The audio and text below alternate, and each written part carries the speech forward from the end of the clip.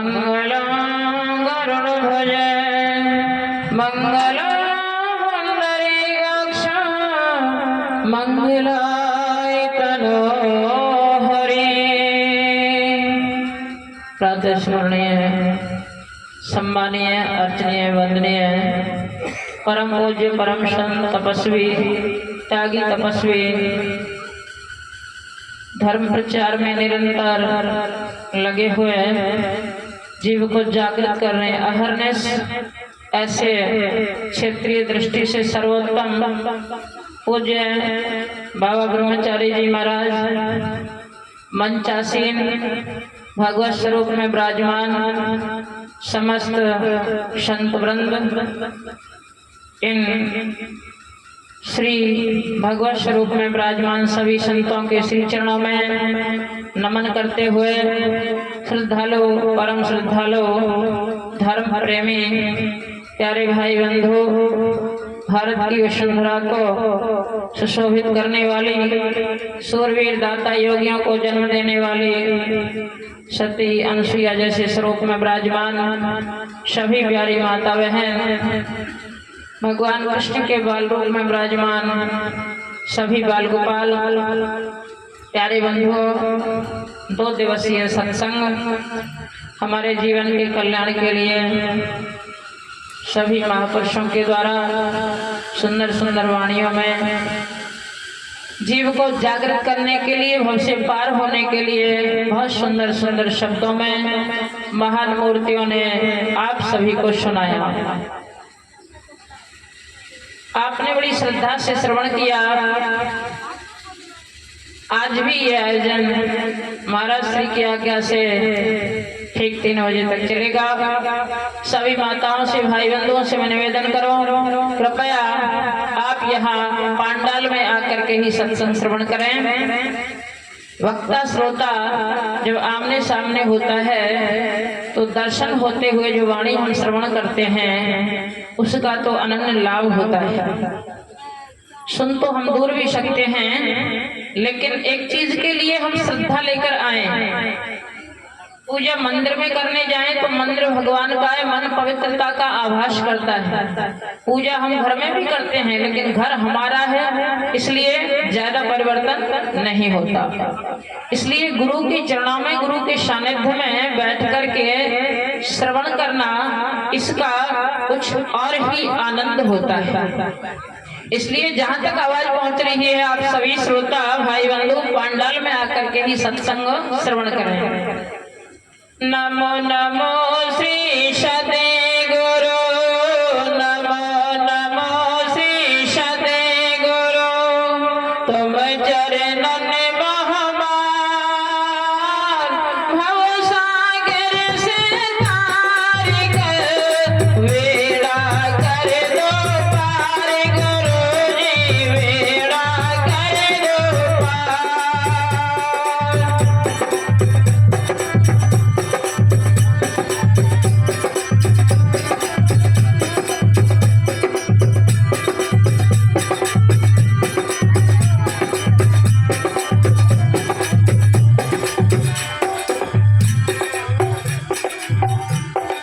तुलसी जग में आई के, तुलसी जग में आई के, कर लीजिए 2 काम, देने को टुकड़ा भला, लेने को हरि नाम, तुलसी लेने को हरि नाम।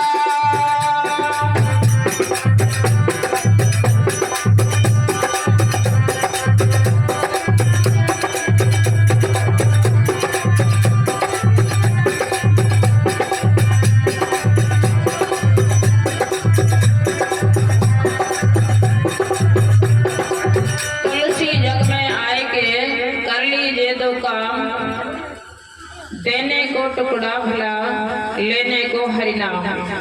प्रातः संध्या हम प्रभु की आरती करें, पूजा करें या ध्यान करें या स्मरण करें, लेकिन नित्य करें, ऐसा हमारा नियम होना चाहिए। दर पर संत विद्वान आए, कोई अतिथि आए, उनकी सेवा में अगर हमारा मन प्रसन्न है तो हम और हमारा जीवन बहुत ही सुंदर है। और अगर कोई अतिथि हमारे दर पर आए और उसे देख करके आत्मा हर्षित ना हो, नैनों में प्रीति ना हो, तो वो घर तो शमशान के समान है। जहाँ अतिथि का सत्कार नहीं, वो सदग्रस्त नहीं है। सदग्रस्त उसे कहते हैं जहाँ अतिथि का सत्कार होता है, चाहे वो समय से आए, चाहे वो बहुत लेट आए, लेकिन हमारे हृदय में उनके प्रति आदर की भावना हो, प्रसन्नता हो, उनकी सेवा में हमारा मन सुख अगर पा रहा है। जैसे कि आप देख रहे हो, कल से हम यहाँ आए हुए हैं, इस परिवार की माता बहन भाई बंधु सभी सेवा में लगे हुए हैं और बड़ी मन में प्रीति है, भाव है, श्रद्धा है। तो ये आयोजन में जितना इनका धन लग रहा है वो सफल हो रहा है।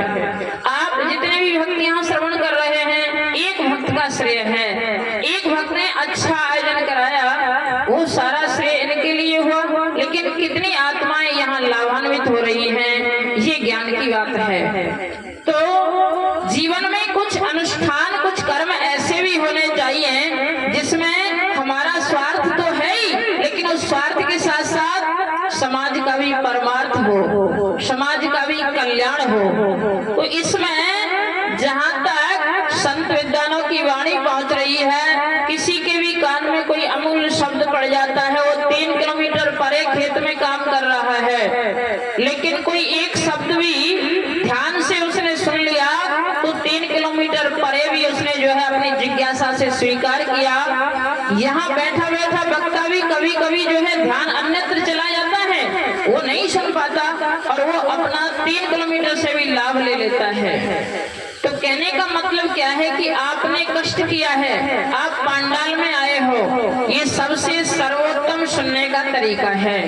लेकिन बात क्या है, जब तक सत्संग चले तब तक आप किसी से बात नहीं करें, बिल्कुल एकाग्रचित होकर के बैठे रहें, तब तो आप उत्तम क्वालिटी के श्रोता हैं। और 3 घंटे के लिए आपने सत्संग श्रवण किया, ये सत्य हो गया।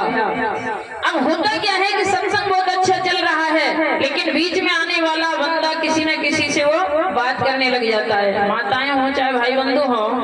तो जब आप यहाँ आ गए पांडाल में, तो केवल ये देख लो कि मुझे अच्छा आसन कहाँ दिखाई दे रहा है, कहाँ शांति से मैं सुन सकता हूँ या सुन सकती हूँ, वहाँ आप अपना आसन ग्रहण करें। उसके बाद में हिलना डुलना और इधर उधर चर्चा करना ये बिल्कुल निषेध है। अगर कोई कार्य विशेष है तो आप जाएं, अन्यथा शांति से सुनते रहें। केवल सुनने का तरीका यह है। तो प्रातः संध्या प्रभु का भजन करना और आए हुए अतिथि का आदर और सत्कार हो, वो सतग्रस्त कहलाता है। इसलिए संतों के सत्संग से हमें समझना क्या है कि जो भक्त भजन नहीं करते उनको भजन करना है, और जो पहले से कर रहे हैं कुछ ढीले हैं तो हमें निरंतर करना है, और जो निरंतर करते हैं उनको यह है कि हमारे भजन में और समय बढ़े, लेकिन वो घटे नहीं। 1000 काम छोड़ करके प्रभु का चिंतन करना चाहिए। लेकिन हम क्या करते हैं, और कार्य यानी भगवान का भजन चाहे छूट जाए और कार्य नहीं छूटने चाहिए, ये हमारा अज्ञान है। तो और कार्य चाहे छूट जाए लेकिन भगवान का भजन नहीं छूटना चाहिए। तो सबसे पहले भजन के माध्यम से गुरु महाराज की वंदना। हमें तो गुरु मिलन के काज आज सत्संग में जाओगे, हमें तो गुरु मिलन के काज आज सत्संग में जाओगे, सत्संग में जाओगे, आज सत्संग में जाओगे, हमें तो गुरु मिलन के काज आज सत्संग में जाओगे।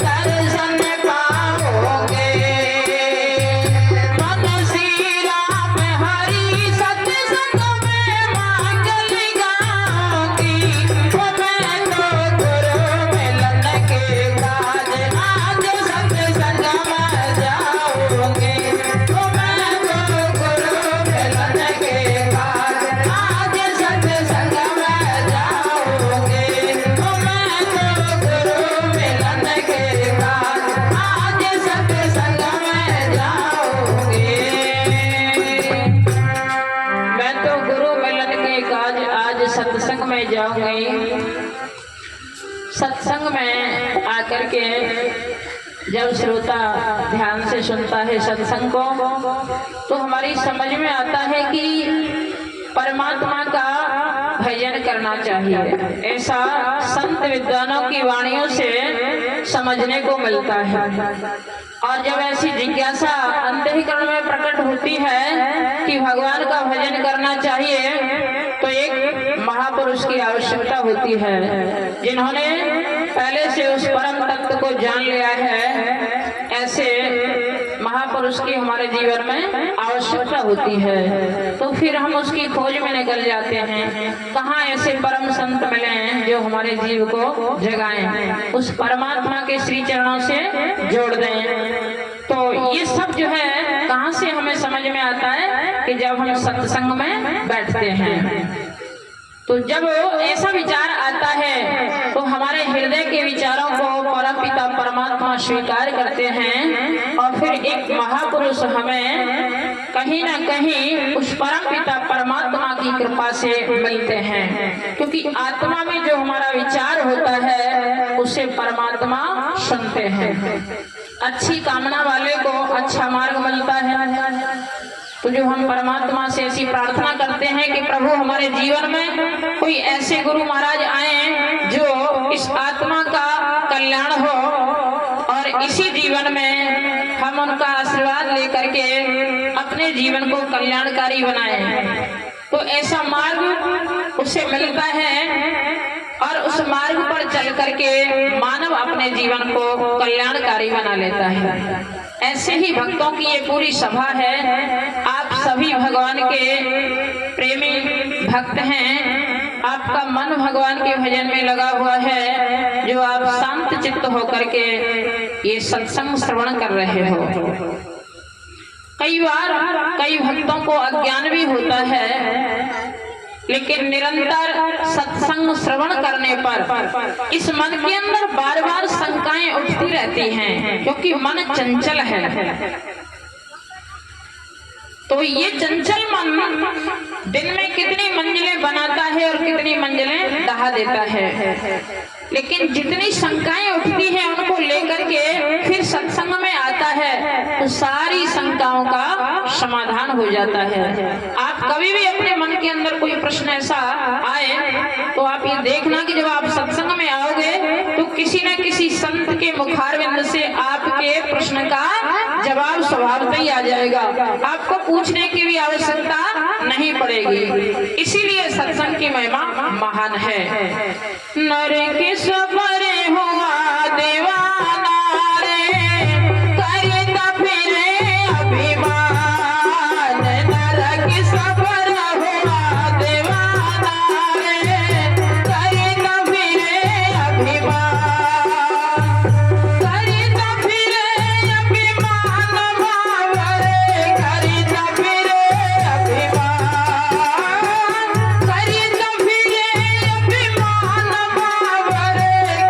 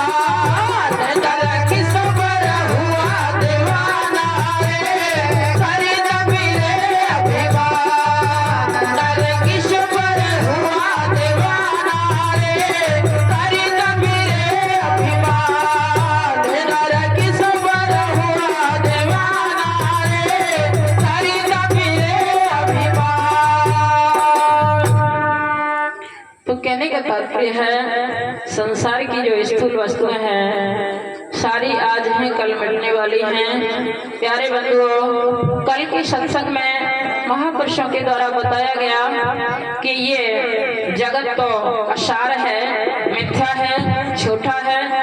एक परमात्मा ही, परम शक्ति ही एक ऐसी शक्ति है जो सनातन शक्ति है, निरंतर उसकी सत्ता कभी नाश न होने वाली वो सत्ता है परमपिता परमात्मा की। और उसे हृदय से जाना हमने सत्संग के द्वारा, लेकिन जब तक अंतःकरण में मान्यता नहीं आई तब तक निरंतर कर्म बनने वाला नहीं है। इसलिए संतों से हमने जाना और उसके बाद में हृदय में माना।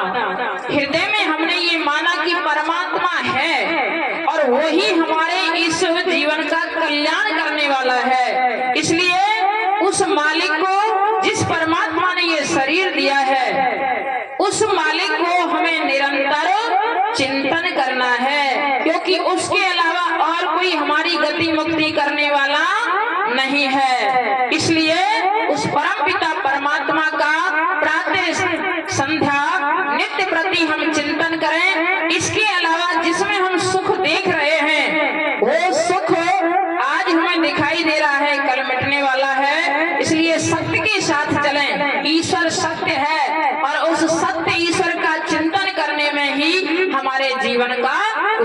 होगा।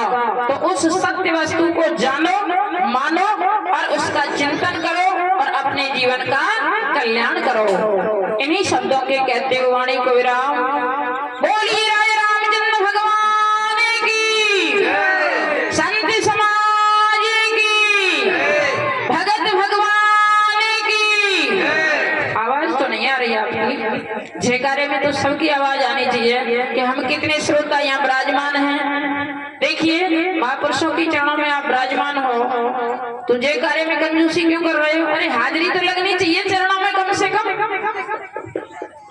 बोलिए हनुमान जी महाराज की, हस्ती माता की जय। जय श्री राधे श्याम, जय जय श्री राधे श्याम, जय जय श्री राधे श्याम। ओम नमो पार्वती पतये हर हर